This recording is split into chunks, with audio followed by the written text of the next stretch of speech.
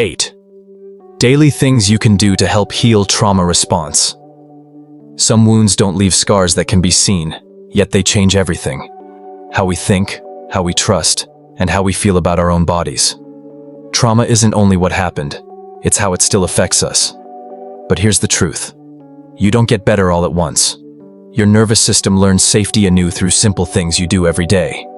In this video, we'll speak about 8 things you can do every day to help heal your trauma responses and get closer to balance. 1. Ground yourself first thing in the morning. The initial few minutes after you wake up are really important. For a lot of folks who have been through trauma, mornings can be hard. The body wakes up ready for danger that isn't there, as if it were already on guard. That's why making a grounding practice right after you wake up is so important. Grounding is the act of bringing your mind and body into the present. It can be as easy as sitting up in bed, putting your feet on the floor, and paying attention to how it feels. You can put one hand on your stomach and one on your chest and breathe slowly. You are telling yourself, I am here and I am safe. Some people like to add sensory grounding by holding a warm cup of tea, putting their hands under cool water, or slowly stretching while paying attention to how their muscles relax. These little things tell your nervous system that you don't have to go into survival mode right now. It's not about doing a long routine. Just 2 or 3 minutes of grounding can change the whole morning. You will notice that you feel less rushed, less nervous, and more ready to handle the day ahead as time goes on. How you start your day frequently determines how you spend it. 2. Control your breathing every day.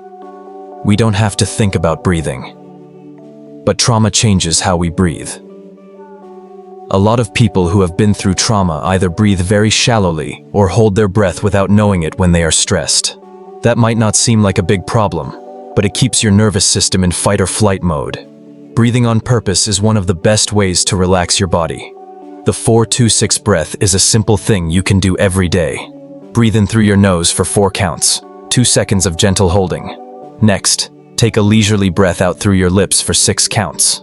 That long exhale turns on your parasympathetic system, which is the part of your body that helps you relax. The fact that this habit is easy to carry about is what makes it work.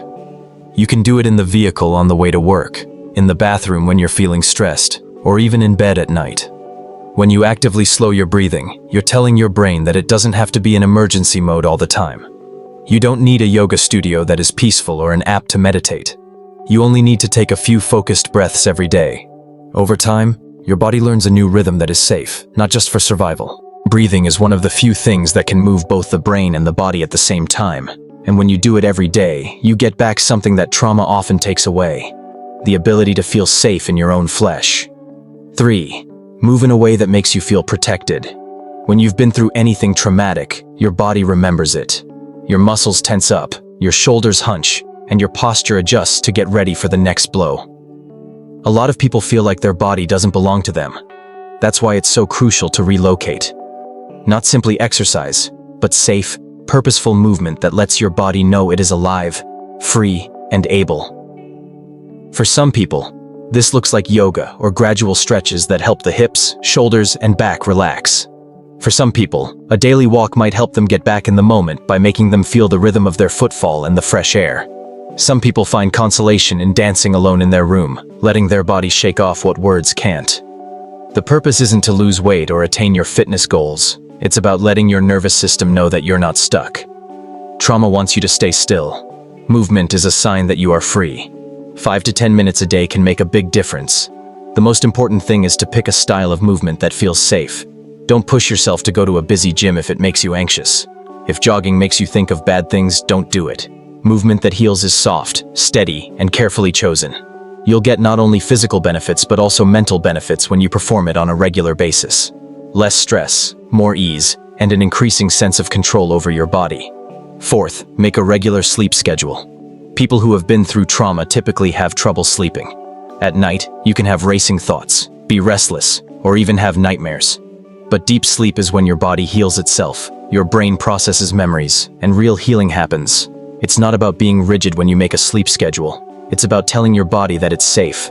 Even on weekends, try to go to bed at the same hour every night. Turn down the lights an hour before bed and don't go through your phone too much.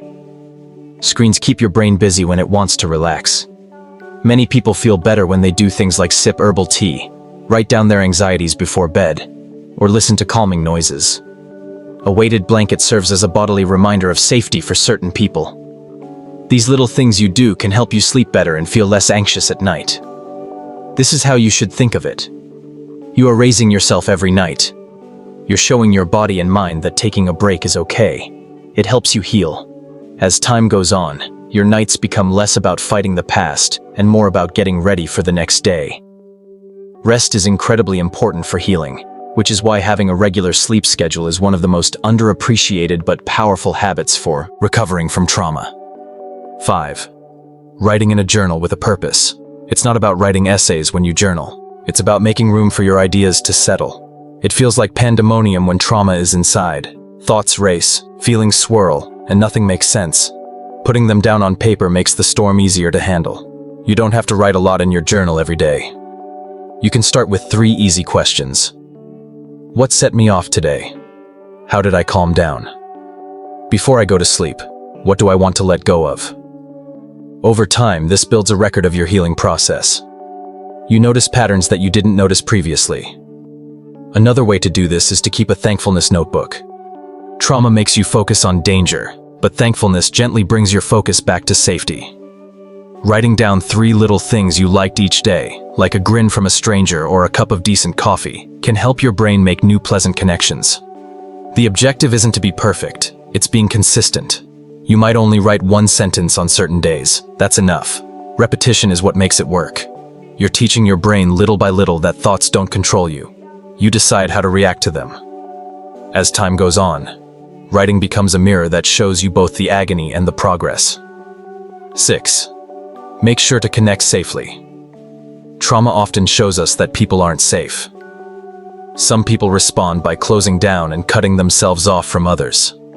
Some people stay in partnerships that don't feel stable. Both are ways to stay alive, but neither feels like it will help. Relearning that connection may be safe is what heals.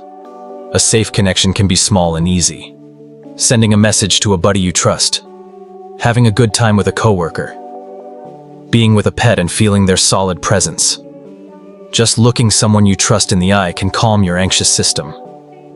You don't have to tell your complete tale straight away. It merely means telling your body that it's safe to be with other people. These little safe relationships rebuild trust over time, not just in people, but in life itself. Studies reveal that the neural systems of people affect each other. That means that when you're with someone safe, your body really settles down. Even short daily doses of connection might be more potent than hours of being alone. You should never have to heal alone. Number 7. Cut down on things that stress you out. If your body is already wired for danger, being around negative things all the time makes it worse. People who have been through trauma generally stay on high alert. So seeing a lot of terrible news, being around people who are bad for you, or being in places that are always in chaos keeps the nervous system from working properly. For healing to happen, you need a safe location. That includes making rules about who you spend time with and what you eat. It could involve turning off social media accounts that make you anxious, only reading the news for a few minutes a day, or staying away from people who always make you feel bad. Every time you choose calm over chaos, you are laying the groundwork for recovery. Your nervous system is like a battery. It can't charge up again if it keeps getting emptied. Not letting worry in doesn't mean avoiding life. It means allowing your mind and body the space they need to start over. Making one modest choice every day to lower stress adds up. Your nervous system will become less receptive over the course of weeks and months. It's not just what you do that heals you. It's also about what you don't let in. 8. Every day, be kind to yourself. For a lot of people who have been through trauma, self-blame is a persistent voice in their heads. You might beat yourself up for not getting better faster, for having trouble that others can't see, or for continually being triggered by things you think you should be over by now. The critic inside you might hurt you just as much as the event itself. Self-compassion is the answer. It involves talking to yourself the same way you would talk to someone you care about who is in agony. You may make it a daily habit to capture one negative idea and say it in a different way. Instead of saying, "I'm weak for feeling anxious," say, "I've been through something hard, and it makes sense that I feel this way. I'm learning how to deal with it." Some people like to put their palm on their heart while they do this, which gives them the same physical comfort they would give a buddy. Some people write affirmations or simple reminders on sticky notes and put them about the house. Repetition is the most crucial thing. At first, being kind to yourself feels strange and even uncomfortable, but with practice, your inner voice changes with time. And when your inner voice changes from attack to support, healing happens faster than you thought it could. It's not about forgetting the past when you heal trauma. It's about making habits in the present that make your body and mind feel comfortable, stable, and strong. Grounding, breathing, moving, resting, writing in a notebook, connecting, setting limits, and being kind to others. These won't work right away. They are things you do every day that lead to long-term change. Now I want to hear what you have to say.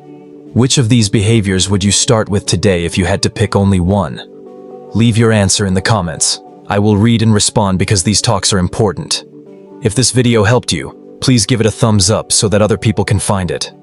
Don't forget to subscribe and turn on notifications so you can get more videos about healing, mental power, and personal improvement. Keep this in mind. Healing isn't about how fast you go, but how you go. And every little thing you do every day shows that you're making progress.